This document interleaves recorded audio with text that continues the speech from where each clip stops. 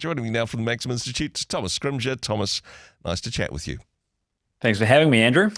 I mean, we've gone from one extreme to the other, to this dystopian future of the robots taking over, to AI is our friend and it's going to save our economy. In particular, there's a niche within the AI infrastructure that, New Zealand may be well placed to have the resources to meet that need, and we could make some serious cash along the way.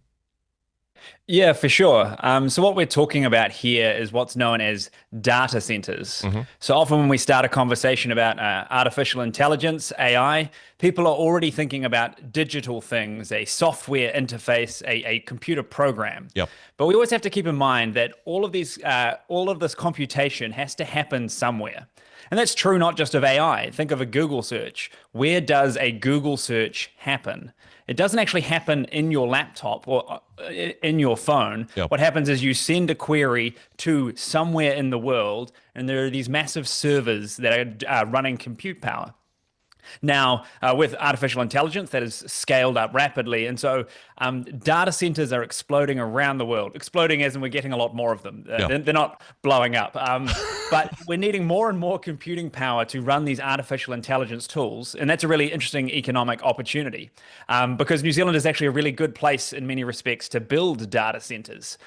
Because there's a few reasons for that. The first is that they require a lot of energy to cool them down. Okay. New Zealand has a cool climate, right? Imagine trying to build a data center in the middle of Australia. No. You'd need a lot more power just to keep it at a good temperature. But we're a good spot to do that. And we're also politically stable. If you're going to store all of your crucial information, we're a good place to do it. There are places in the world you might not be super stoked to keep all of your data, but we could do that here. I mean, it sounds good, but people are probably already starting to freak out about the whole big data thing.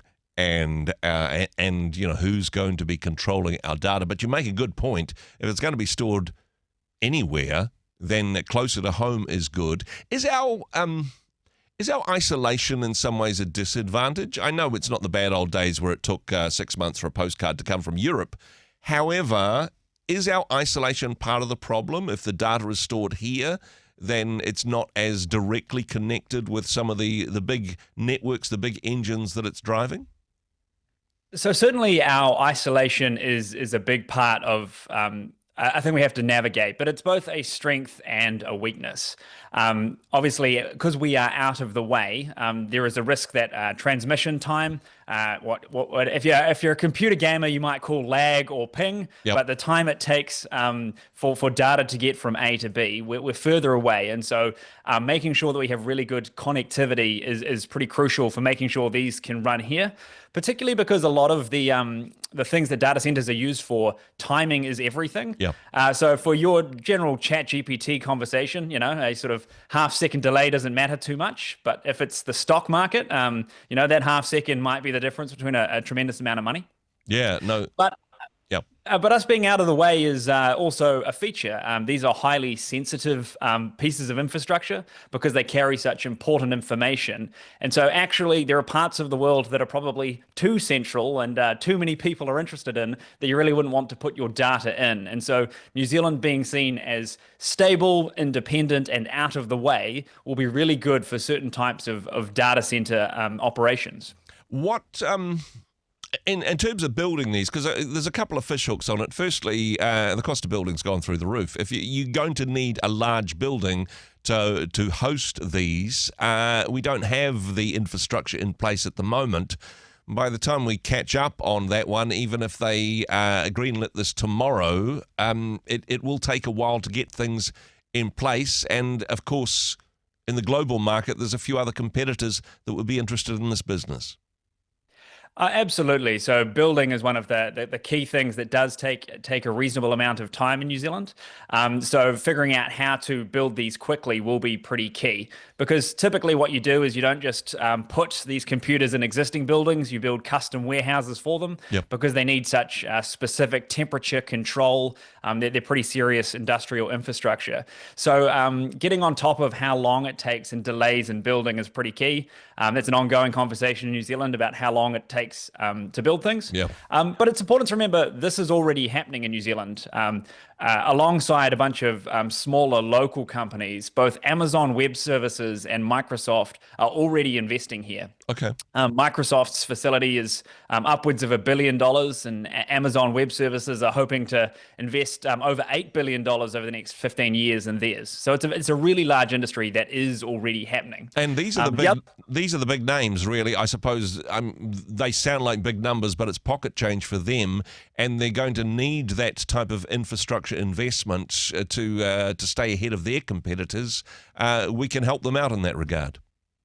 Absolutely. And it's important to just really contextualize just how big this industry is and how fast it's expanding. My favorite example isn't from Amazon or Microsoft, but from xAI, Elon Musk's outfit.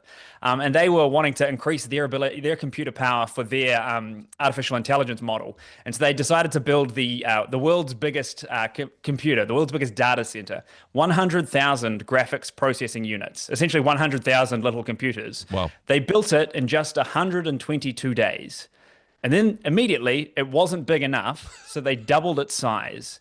And that only took them 92 more days to double the size of the thing. Wow. And so this industry is expanding incredibly quickly. And so there's an opportunity here for us to help it expand faster and provide that infrastructure, because we could do it in a way that is is secure and also perhaps more environmentally friendly, because xAI, in order to power this massive data center, the only thing they could turn to in Virginia, where it's being built, was natural gas. Oh, yeah. And so they've just dialed up enough natural gas, the power of a small city, to run this massive data center. And hey, I'm sure that's working out well for them. The other cost, though, and you've indicated this, it does take a lot of power to run these centers once they're built. We already have the situation where the electricity power supply security for us just to run our own cities here in New Zealand is a bit of a question mark. And people are saying, you know what, we should have invested in new infrastructure for our electricity needs in the future 10 years ago, because it takes just so long to make a decision. Is this the problem here? Are we behind the eight ball? Yes, we've got the climate, we've got the security, we've got the spare land available, but do we have the electricity to be able to fuel some of these big data centers? So certainly you're hitting on the biggest obstacle, which is our electricity prices. Our prices are pretty high compared to other countries around the world, and even in the Asia Pacific. And so that will be the biggest obstacle to expanding this industry. And so New Zealand needs to be investing heavily in producing more power, because that's one of our key challenges, is that we're not producing enough. And so that might make people a little bit hesitant to be like, should we be looking at an industry that uses a lot of electricity now when we're a bit stretched? Yep. But I think there are two reasons why it's really important not to let this obstacle prevent us from chasing energy-intensive industries. Mm-hmm. The first is to if we let industries go because they consume a lot of electricity, we'll be poorer as a nation, yep, and we won't be able to spend on all these other things. Productive industry is crucial for all of our well-being. But the second thing is, even thinking about your consumer power prices, if we can sustain energy-intensive industry, that should be good for us in the long run. Because when you think about your power consumption, most of us consume most of our electricity between 5 p.m. and 9 p.m. at night, right? We come home, we consume our power.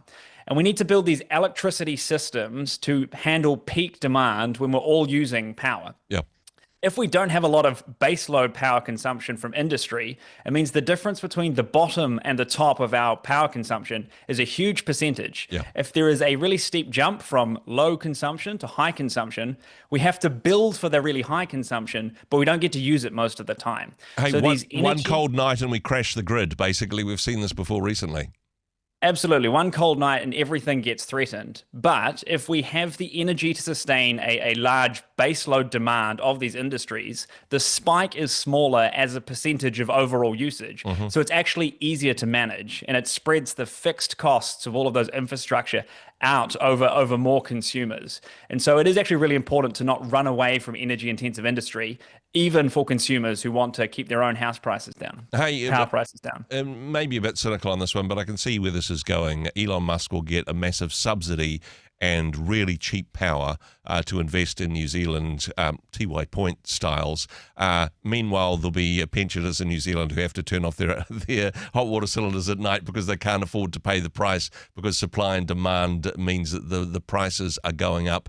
However, I mean, this is the most optimistic scenario I've heard recently about how AI is going to change our lives in a positive way. Do you think there's the political will to move forward on this one, Thomas? I'm an irrepressible optimist, Andrew. There's always the political will if we show up with a bit of enthusiasm. We'll see how it goes, but it's certainly the topic of the moment. And, AI gets clicks and it gets views, so it might also get votes. And politicians are certainly willing to chase the headline. So I think there's really something here. Hey, thanks very much for joining us in the Rhema studio. Thanks very much for watching the interview. It's kind of nice to have an audience, actually. And if you did like what you watched, then do give us a like, do give us the thumbs up. And if you'd like to see more interviews like that one, or perhaps even better, subscribe and those interviews will come straight to you. Don't forget to turn on your notifications, and we'll see you in the next one. Cheers.